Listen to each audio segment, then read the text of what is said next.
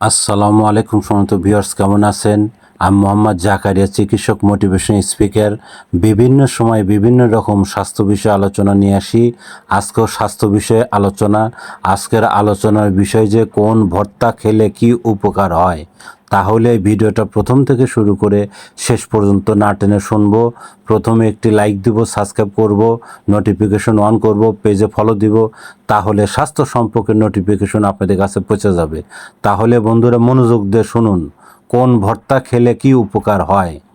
1. আলু ভর্তা শরীরে শক্তি বাড়ায়। 2. বেগুন ভর্তা কোলেস্টেরল কমায়। 3. টমেটো ভর্তা ত্বক সুন্দর রাখে। 4. মরিচ ভর্তা রক্ত সঞ্চালন বাড়ায়।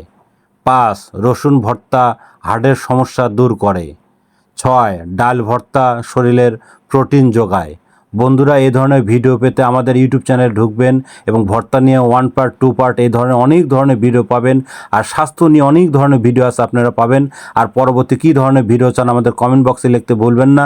আমাদের বিরাজ মেডিকেল 100 বছরের প্রতিষ্ঠান, যে কোনো ধরনের গোপন অসুখ বিসুখ আপনি চলে আসবেন। তো বন্ধুরা, এতক্ষণ মনোযোগ সহকারে দেখার জন্য সবাইকে ধন্যবাদ।